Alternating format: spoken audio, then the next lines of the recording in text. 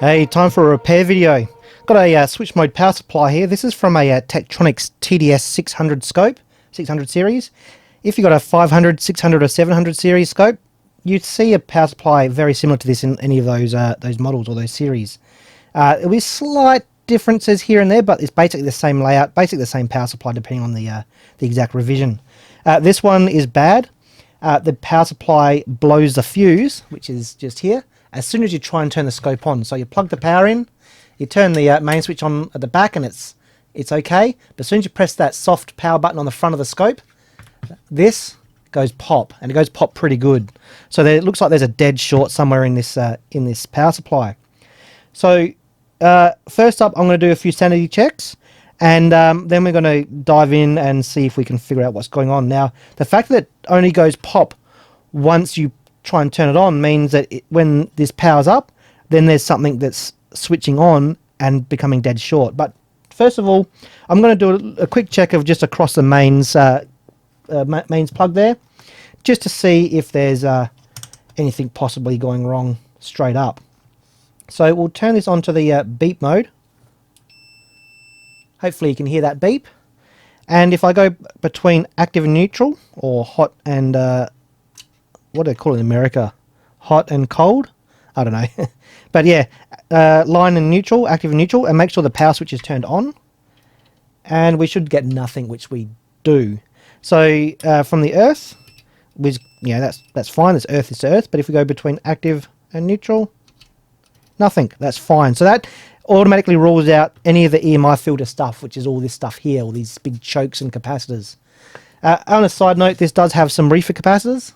There's one here, one just here, and one inside there. They'll be replaced summarily once we got this thing working.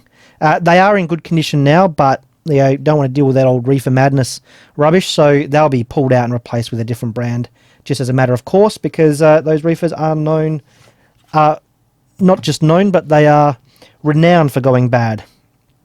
So the next step is to go down the chain. So it looks like we've got a section here and then another section over here with two controllers. So I guess we're going to have a look in this section and then we'll move on to that if need be.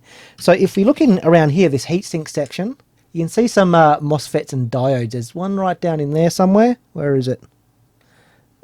Yep, there's three there. 1, 2, and 3 just underneath. There's a bridge rectifier down there. We've got one bolted on here, here, and here. So there's 1, 2, 3, 4, 5, 6, 7. So if we turn that over, and I'll zoom in a bit, you can see 3 here, 1, 2, and 3. That looks like a MOSFET. Another MOSFET here, 1, 2, and 3.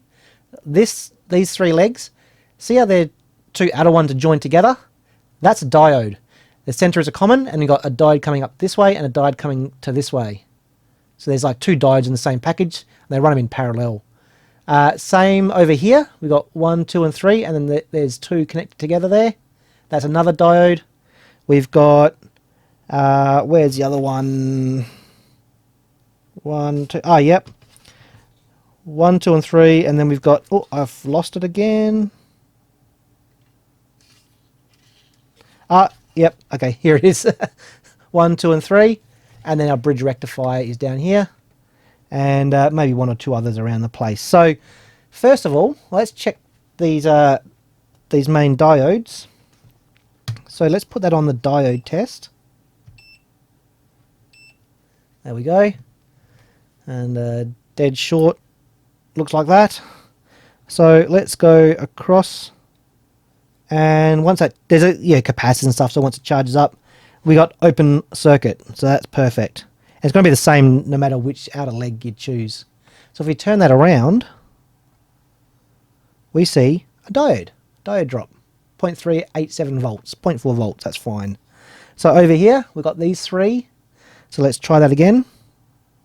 So we got a open circuit, and if we flip it around, 0.4 volts for voltage drop. That's perfect. Bridge rectifier,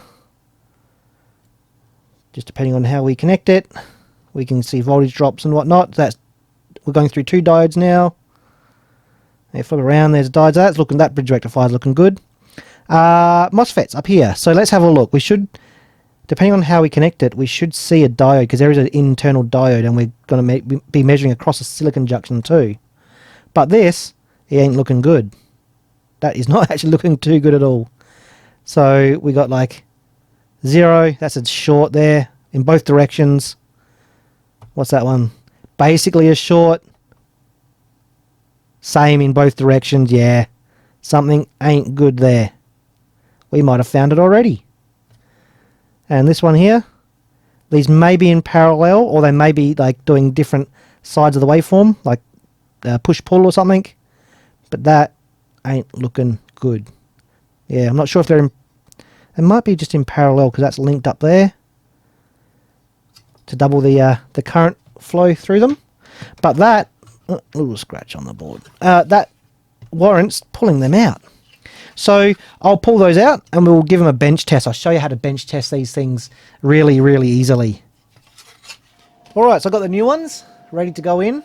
Just came from Mouser. Now, you have to unscrew the 2 screws, but this board here is in the way. So you can either desolder it and take that board out, or if you've got a really short screwdriver, you might be able to just get in there. Might be a little bit of a pain to do that, but we'll see how we go. That one there.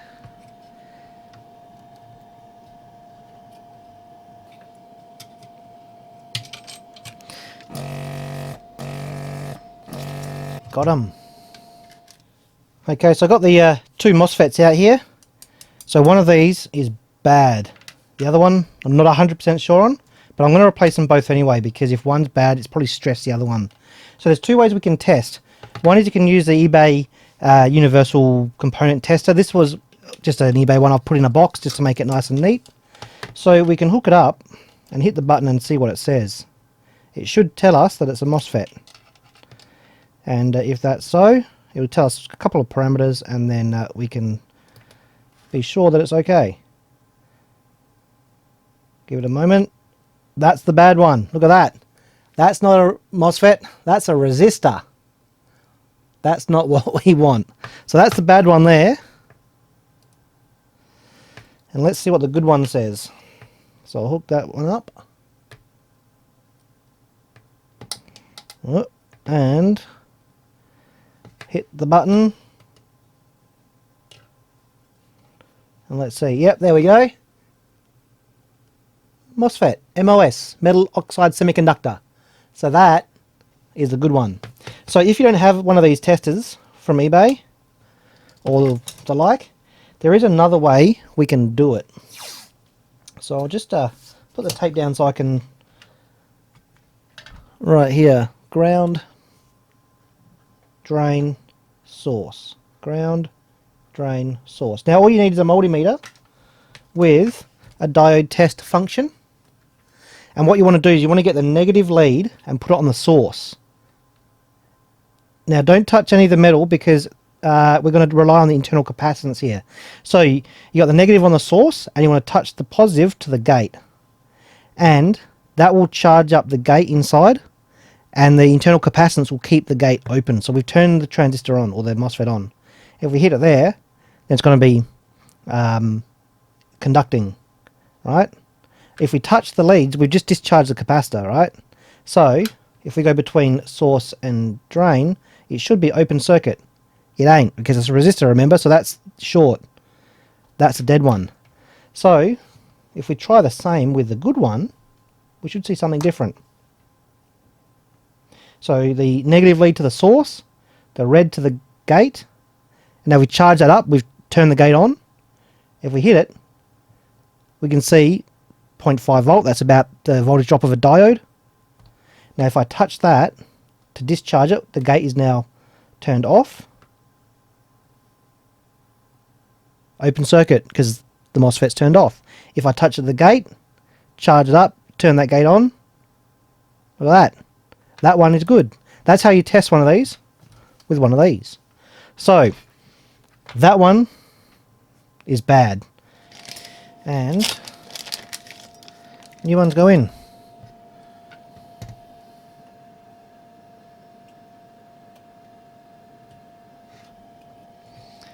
Alright, I'm going to clamp these back into position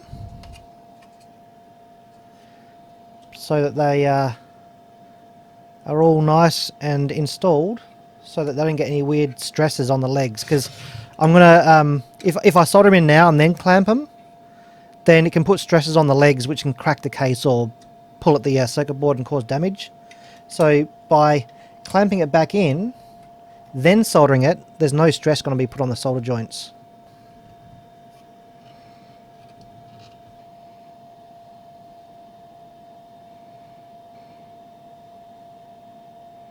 Okay, so I've got the new transistors installed, but I'm having a bit of a look here, and I've got the schematics just on the side here, and there's some transistors which drive these larger power transistors, MOSFETs, whatever they are. So I've got them in green here. They're the two that we just replaced, but they're being driven by these two here. So if one of these has gone bad, turned into a resistor, well, we better check these to make sure it hasn't taken out these two transistors as well. Over this side, we've got our transformer up here. We've got a line coming down. There's a diode and whatnot through another transformer there. So they're probably going to be okay. There's a diode we could check, but that's probably going to be okay as well. I'm most likely thinking that those two there are going to be maybe bad. So we better check those, because I noticed, this is the reason I've got the schematics out, I noticed if I hold that up, you might be able to see, I don't know if you can, but there's a little bit of, like the solder mask gone a little bit dark there underneath this transistor, a little bit brown. I'm wondering if they've got overheated, maybe failed, and they've got a bit hot. So I'm going to pull those out, both those transistors, and I'm going to test them on the eBay transistor tester and see what it says. Alright, so I think it was a good call to check those extra parts, because you can see I marked one here in orange, danger, danger. Yeah, that one, if I test it here, it's supposed to be a MOSFET.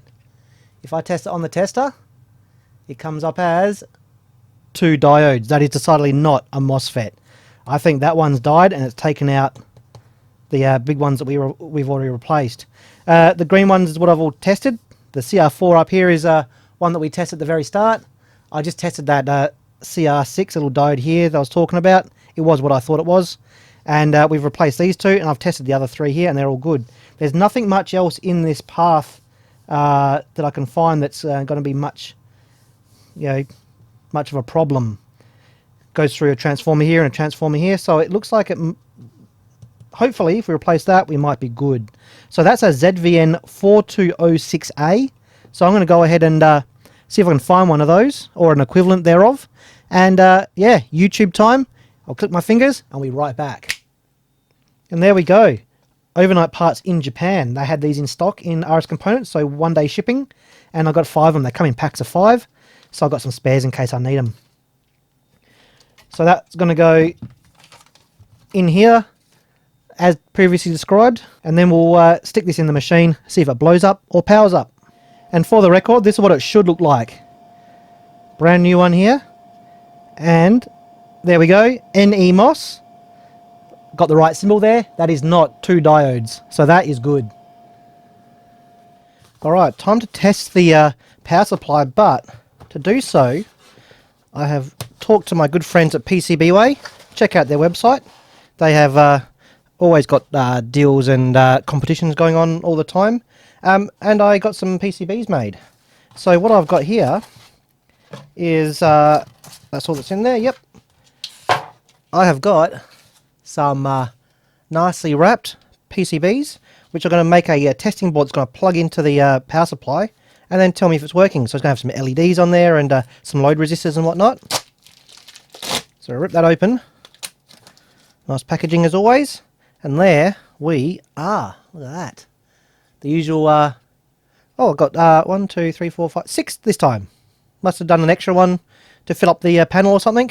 Sometimes you get a win like that, so that's nice. But we only need 1 for today. And that is our board.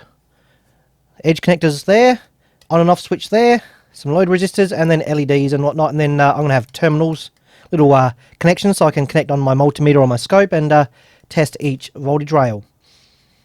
So the gerbers for this will be down in the links below. And I've actually will probably have another version as well where it's got resistors for all of the rails. Just in case you need that. So let's get this thing built and see how it works.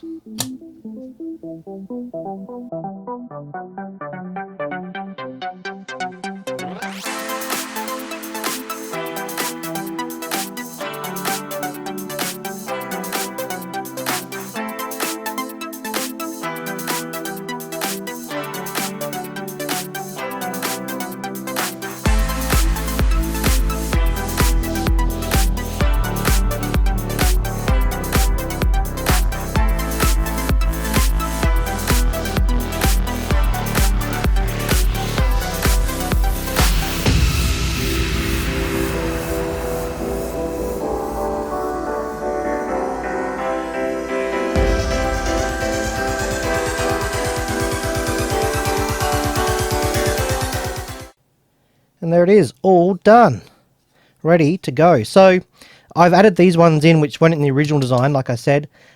These ones were added just to give enough load for the power supply to power up, because it does monitor some of the voltage outputs, and if there's no load, it turns itself off, so it doesn't cause any problems with itself, because sometimes with switch mode power supplies, if they're not loaded up, they can have problems. So I put these ones in here so it would sense that there's current draw, and it thinks, yep, everything's okay, so let's just stay turned on. But then as I was constructing this, I thought, well, I should actually put a load on all the rails to make sure that all rails can be loaded up and they're not just you can have a fault where you can have an open circuit voltage, but as soon as you load it, it just collapses. So I've added these resistors just on top, and if you download the gerbers from the link down below, as I said before, it will have the correct PCB to have these integrated in as they should be, rather than just bodged on top. So if you make this, the power switch has been moved, and to make room for these resistors, and it will be basically functionally exactly the same as this, with every voltage rail having its own load resistor. So I'll go and get that power supply, and let's plug it in and see if it works before we stick it in the scope and potentially blow something up. So we've got our power supply here now, ready to go, ready to test. Hopefully it works. Nothing plugged in, of course, because we don't want to zap ourselves when we're plugging in our tester board. So that's ready to go. We got a handy dandy new tester board, and we'll plug that straight in there. Fits perfectly, not a problem at all. We'll plug that in there and turn it on. I should hear a zick sort of sound, like a little zvit, as the power supply, the standby power supply here, where this transformer powers up. And there we go. So that's all turned off. So I've got the multimeter here, and we can test our voltages. So I'll hook this up, then we'll turn it on. It's onto the ground point there, plus 25 volts. We're getting nothing, of course, so I'll hit the button. All green lights, looking good. 24.39 volts, that's good. That's good for the 25 volt rail. The 5.1 volt A, we're looking good there. 5.1 volt B, again, we're looking good. Line trigger, we'll look at that in a sec. Negative 15 volts, yep. Positive 15 volts, yep. Negative 5 and positive 5, all looking good. Now, for the line trigger, that's actually the reference for the trigger circuit in the scope, where it's triggering from the line voltage. That's a transformer isolated reference, so that's going to give us 50 hertz, I believe, at I don't know, maybe a volt or half a volt. Let's have a look. So I'll put up on the screen now what I'm seeing on the scope, and that's looking good too. It's telling me it's about, what, 400 or 500 millivolts, but I've got the cursors up, and the cursors say 330 millivolts, because all the spikes and stuff on top. So that's looking good too. Fantastic. So that is good. So just before we power this thing up, there is one more check we need to do. There is a weak point on these power supplies we need to check to make sure it's not going to go pop. There's a capacitor here, C17, which I've already taken out. I've got it here. It's a 47 microfarad 80 volt capacitor. This one is a Nichicon PF series. It's a low ESR, long lifetime. It's been superseded by the PJ. That's a direct replacement. I guess that's equal to the Unichemicon KY series or KZ series, Rubicon ZL, ZLJ, blah, blah, blah series.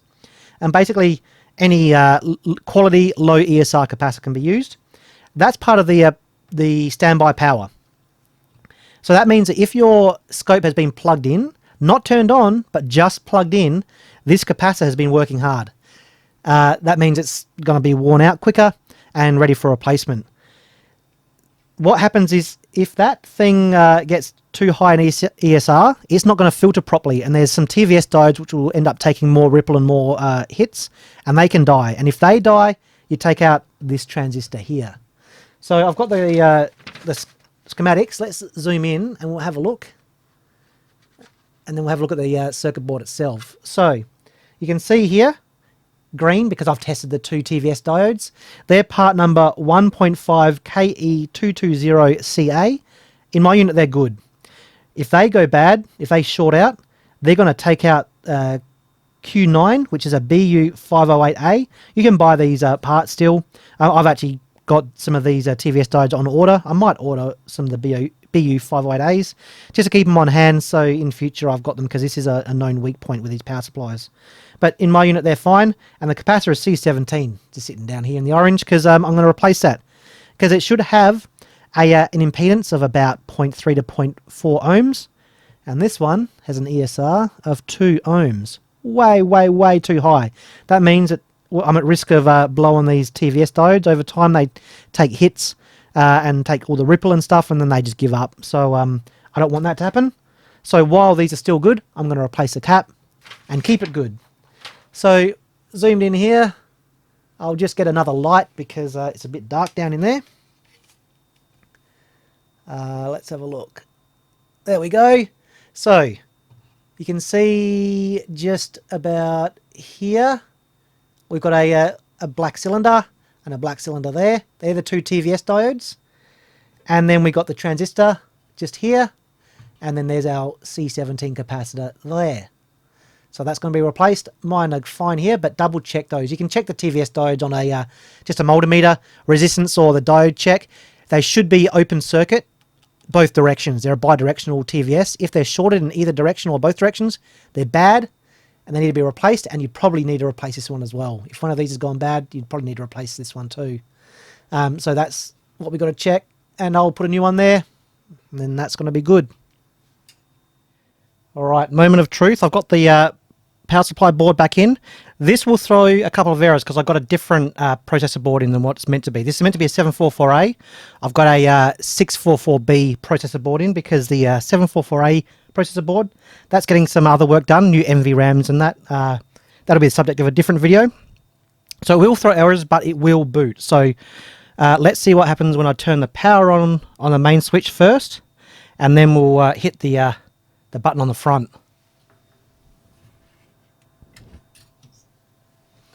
First step, good. I've got a good feeling about this. Something in the air, I don't know if that's just ozone from burning parts, but I have a good feeling, and time to press the button on the front.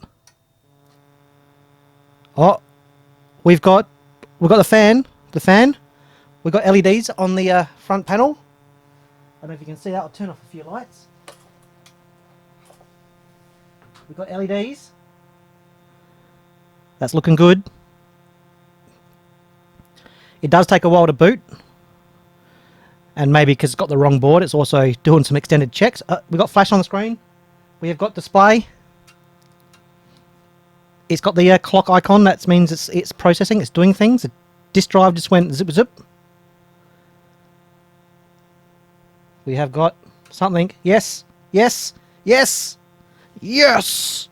Winner, winner, chicken dinner, as they say. It's working. The power supply is fixed. Awesome. So just those MOSFETs. Fantastic. So that is a big thumbs up. I am really happy with that. Awesome. So that's how you fix a power supply when you got that problem. As I come across more power supplies with different problems, I'm going to make some other videos and show you other failure modes that you may come across. But as for that, we are done. Hope you find that informative and somewhat interesting as usual. We will see you in the next one.